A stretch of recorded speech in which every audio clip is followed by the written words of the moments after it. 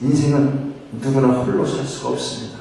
인생은 누구나 누군가를 의지하며 도움을 받기도 하고 또 그 자신이 다른 사람의 도움이 되기도 하는 것입니다.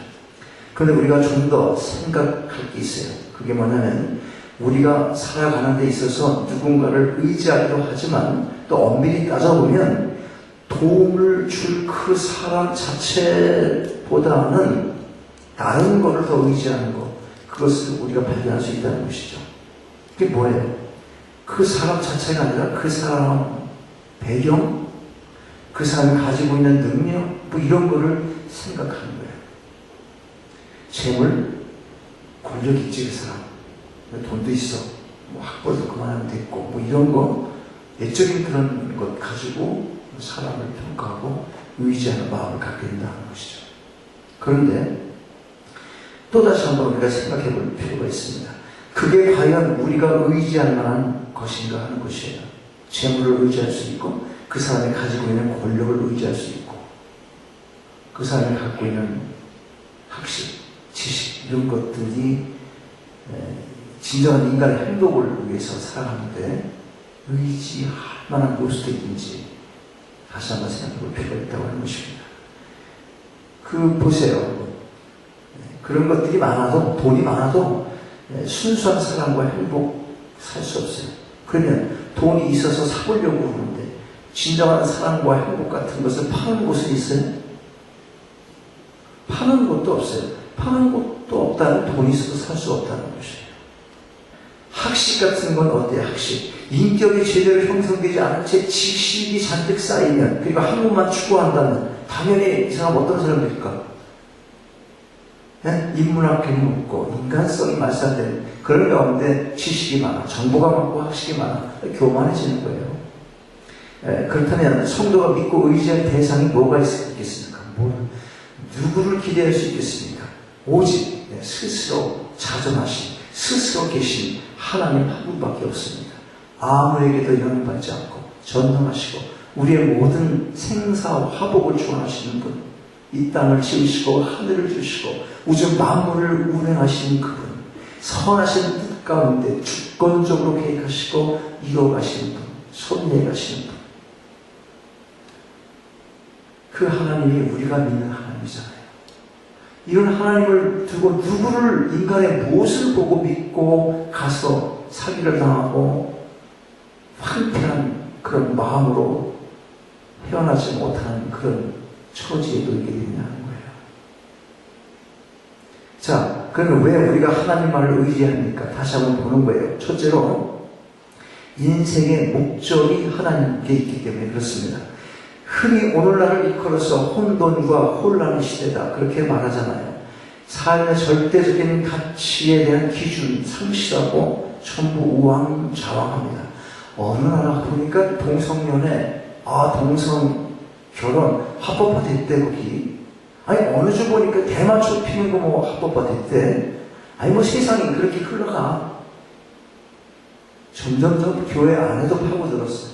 그래서 미국의 큰 PCBS 교단이 이번에 언제 말씀드렸나? 동성 결혼 합법화 통과된 거죠. 교리적으로 뭐 하자 없다. 도대체 성경을 어떻게 이해하는 틀을 갖고 있느냐 하는 거예요. 줏대도 없고 남의 의견에 따라서 덩달아서 뭐가 뭔지도 제대로 알지 못하고 같이 행동하는 사람들 이 시대에 너무나 많아요. 그게 왜 그럴까? 지식이 깊지 못하고 단편적인 지식, 카톡으로 들어오는 지식 쭉 읽고 그래? 그럼 이게 나도 바꿔야 되나? 책을 한 권 제대로 읽지도 못하고 그냥 툭툭툭 던지는 그런 지식 가지고 머리에 잔뜩 찬 것 같아. 그러니까 입만 살게 되는 거야. 깊게 한 30분 끌고 갈 수 있는 지식이 바탕이 되어 있는 게 아니잖아. 잡다한 게 많이 있어요. 그러니까 저쪽에서 모여가지고. 그런데 요즘은 이러한 현상이 더 심한 거예요. 정말 힘든 시기를 지내고 있기 때문에 그런 것입니다. 우리 보니까 지프라그래도 뭐 잡아야 되겠다 하는 그런 생각들이 너무 많잖아요. 그러니까 웬만큼 웬만큼 진리가 아니고 웬만큼 악한 게 아니면 따라가고 이렇게 막 몰리고 그렇게 이끌어져 가는 거예요. 자기 마음이. 모든 삶이 여건이 좋아도 비틀대기 쉬운 인생길이지 않습니까? 그런데 정말 삶이 고단하고 이 마음의 상태들이 아주 힘들어지니까 다 갈팡질팡하는 겁니다.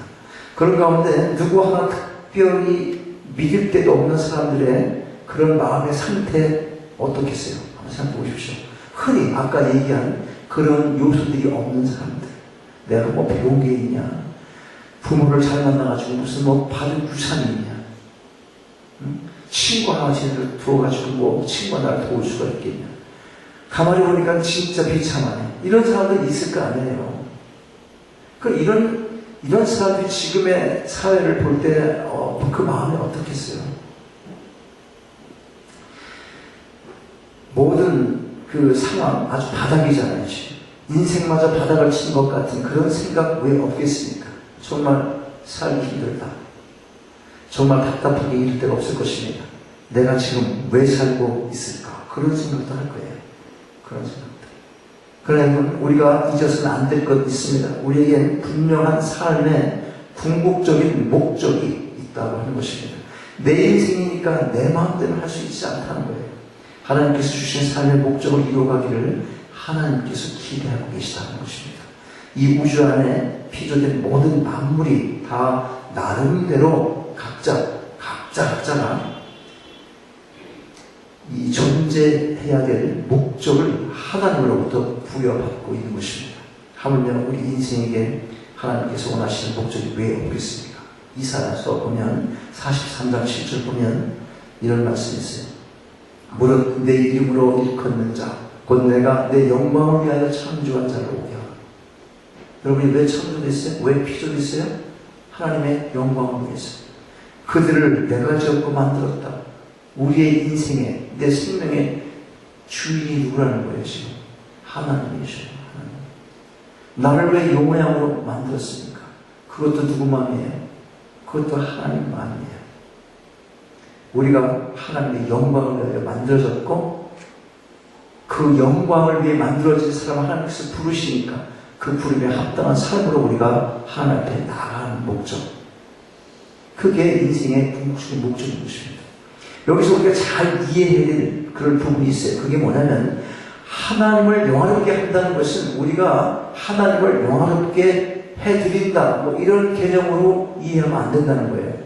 하나님은 이미 영화로우신 분이에요. 충분히 영화로우신 분. 조금 더 모자람이 없어요. 그 영화를 위해서 하나님이 뭘 더 하실 필요도 없는 아주 완전하신 그 영화로움. 자, 그러면 하나님을 영화롭게 한다는 그 의미가 뭡니까? 그것은 하나님의 영광을 반사한다. 그런 뜻입니다.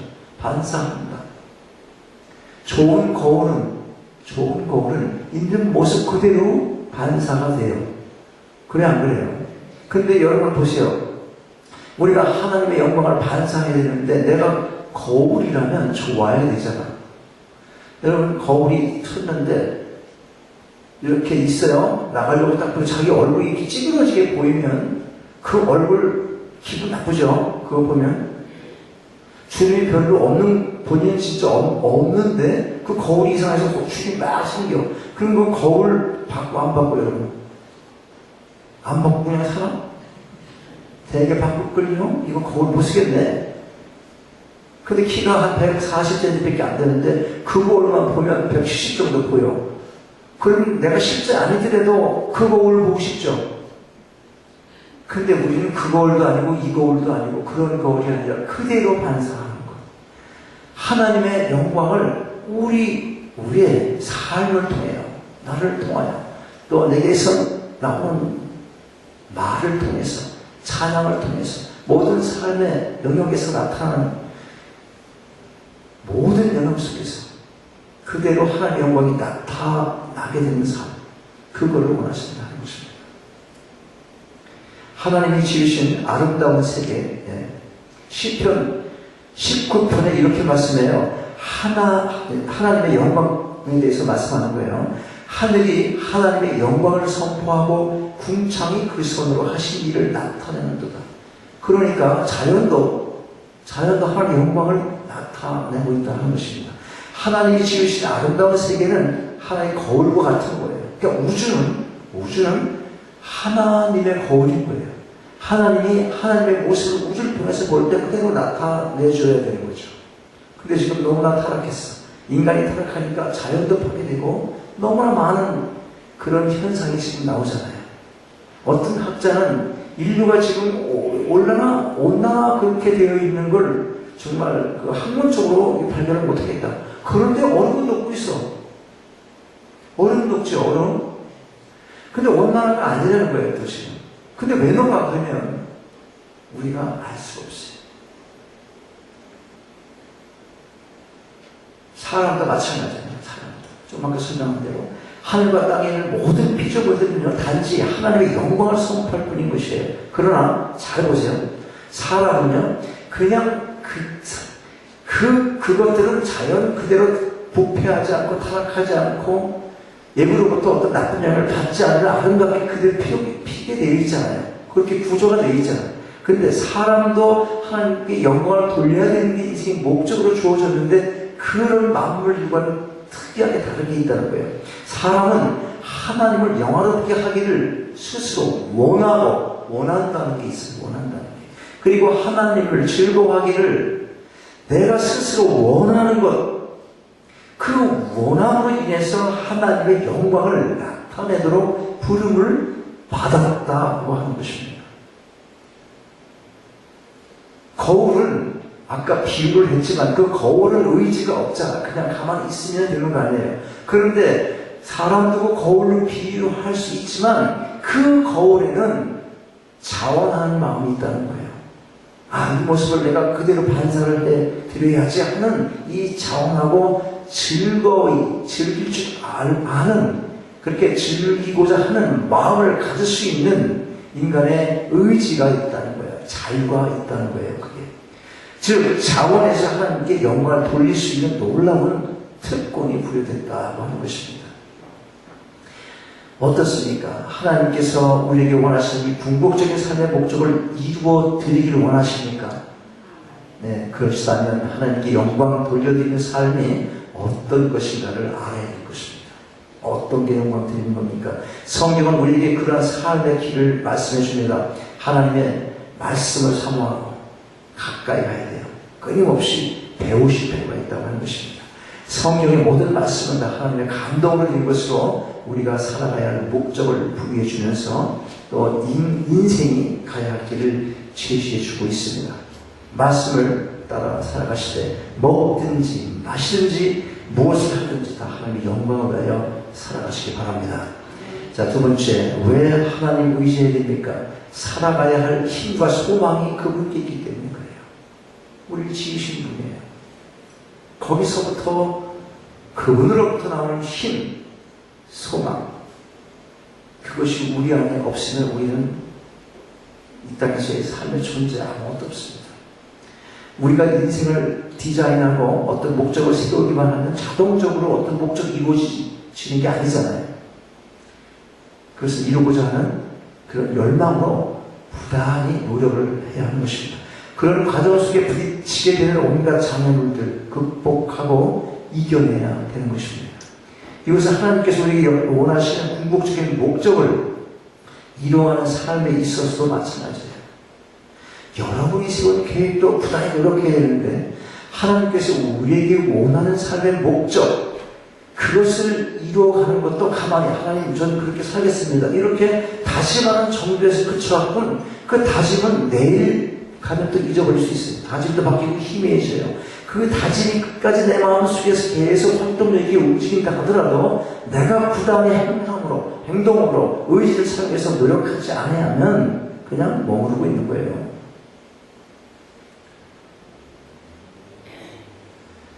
그래서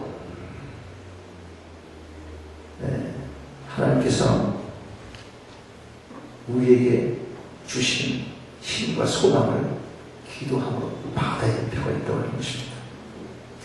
그 길은요, 다 하나님의 영광을 위한 길이에요. 우리가 계획하는 길이. 왜냐하면 우리 이미 중생했으니까. 또 교회를 다니고 하나님을 믿는다고 하고 구주요 구원주로 고백하는 심령이라면 우리가 계획하는 모든 것들은 다 하나님의 영광을 위한 것이어야 되고, 그렇죠? 그건 당연한 거예요. 그럼에도 불구하고 반드시 필요한 것을 말씀드리는 거예요. 우리가 부단히 노력하지 않으면 안 된다는 거예요. 비록 우리가 이해할 수 없고 믿음으로 받아들이지 못하는 경우가 있을지라도 그 모든 것이 다 하나님의 선하신 뜻 가운데 죄식인 것이에요. 그러므로 우리가 순종하기만 한다면 우리의 유익은 물론이고 그 순종하는 자체가 하나님께서 기뻐하시며 영광을 받으시는 것입니다. 제가 말씀드린 게 뭐예요? 성경에서 요구하는 것, 우리에게 이렇게 하라, 저건 하지 마라, 말씀하고 있는 모든 것들이 우리에게 너무 힘이 들어요. 우리의 본질상, 우리의 본성상 그것을 자꾸만 부정하게 되고 싫어하게 되는 본성이 있잖아요. 그래서 성경을 읽는다고 되는 것이 아니라 그걸 읽어도 다시 한번 우리의 의지와 자유와 이것을 계속 자기가 다짐을 하고 이루어나갈 필요가 있다는 거예요. 모자르니까 소망을 하나님께 두고 힘을 구하시라. 그런 말이죠. 자, 그런데 문제는 뭐예요? 하나님의 뜻이 무엇인지는 모르지만 하나님을 순종하겠습니다. 그렇게 다짐하고 그 인생 걸어가고자 할 때 그 첫걸음을 물러리고 성경을 통해 깨닫고 마음으로 받아들이고 그래서 믿음으로 우리가 그 길을 걸어가고 있는 중에도 여전히 끊임없이 우리를 방해하는 장애물이 있을 수 있다고 하는 거예요. 그래서 이렇게 하라 저렇게 하라 그 말씀대로 살아가고자 하는데 성경대로 그렇게 해도 순종하는 마음으로 그렇게 해도 장애물이 있다 없다? 있다 그 말이에요.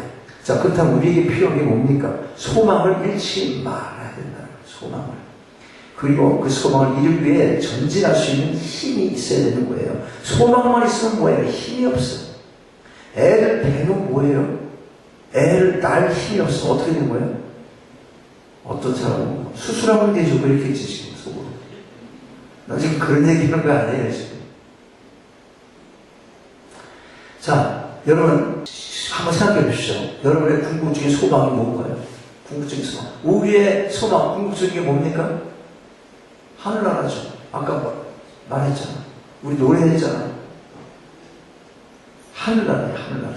천국이 우리가 포기할 수 없는 소망인 것입니다. 궁극적인 소망.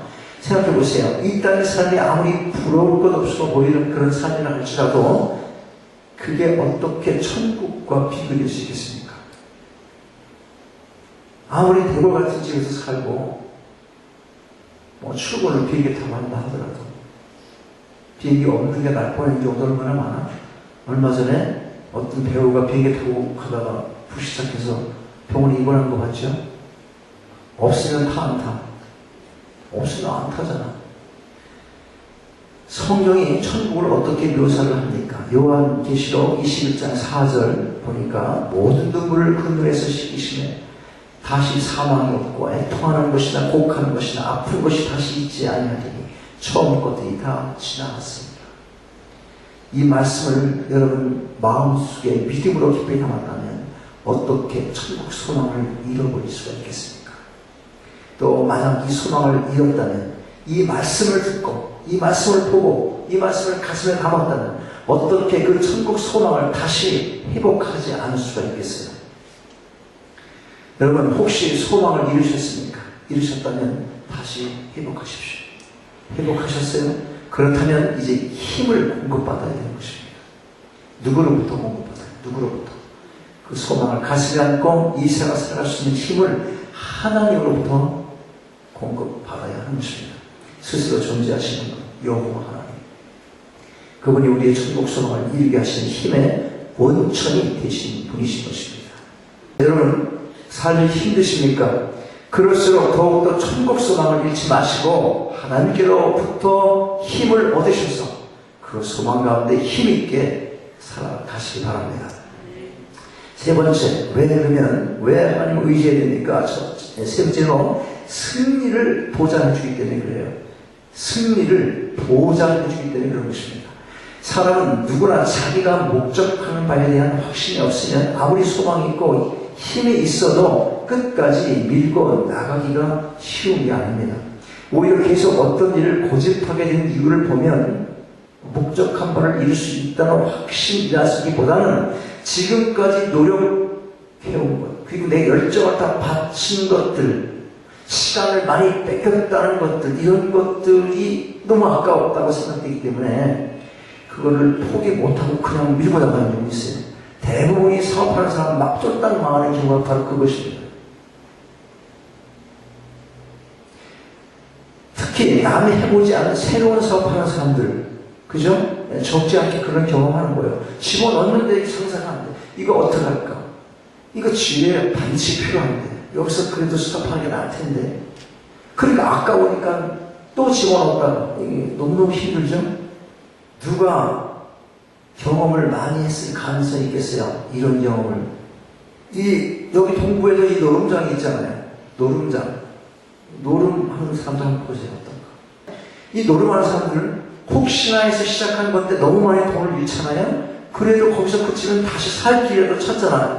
게 있으니까요. 근데 쉽게 그만두지 못하는 거예요. 잃어버린 돈 찾으면 그만하겠다. 그건 이유야, 또 이유. 다들 그렇게 말해요. 잃어버린 것만 찾으면 그만두겠다. 그러나 이미 잃은 돈 생각하니까 열을 받았어. 마음도 몸도 정상이 아니에요. 제정신이 아니에요, 지금. 딴다는 보장이 있어요, 없어요? 없습니다. 여전히 혹시나. 자, 그렇다면 우리가 가지고 있는 이 천국소망은 어떻습니까? 이미 승리한 거예요, 천국소망은. 보장이 됐습니다. 무슨 일이 있어도 승리는 우리 것이다. 그거죠. 어째서 그래요?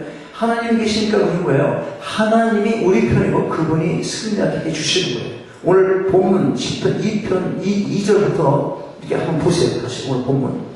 자, 오늘 본문은 10편 2절부터 같이 한번 읽겠습니다. 시작. 여호와는 나의 반석이시요 나의 요새시요 나를 건지시는 자시요 나의 하나님이시요 나의 피할 바위시요 나의 방패시요 나의 구원의 불이시요 나의 산성이시로다. 내가 찬송받으실 여호와께 아뢰이니 내 원수들에게서 구원을 얻으리로다. 어떠십니까? 이 성경 말씀 붙들고 또 뭐 다른 설명이 필요하겠어요? 문제는 여러분의 믿음인 것입니다. 믿음으로 이 모든 것을 경험하시고 이 땅에서도 승리의 기쁨을 누리실 수 있기를 바랍니다. 자, 말씀을 정리합니다. 여러분, 우리가 살아가는 이 시대는 절대적인 가치를 인정하지 않는 그런 시대입니다. 그래서 인생의 궁극적인 목적을 알게 해주는 성경 말씀도 절대적인 진리로 인정하지 않습니다. 말씀으로 우리 마음이 쪼개지고 그래서 하나님을 바라봐야 함에도 불구하고 오히려 지금 자기가 가지고 있는 학식과 지적인 작업, 이 학문적인 이름, 그 이름 빌려서 오히려 하나님의 말씀을 쪼가고 막 쪼개요. 그리고 이건 아니다 하고 버릴 거 버리고 성경을 난도질을 하는 시대에 우리가 살아가고 있는 것입니다. 이 결과가 뭡니까? 흔들리는 거예요. 기본적인 윤리, 도덕도 흔들리고 법도 흔들리잖아요. 법도. 동성, 결혼, 합법화 이런 게 다 그 뭡니까? 흔들리는 거예요.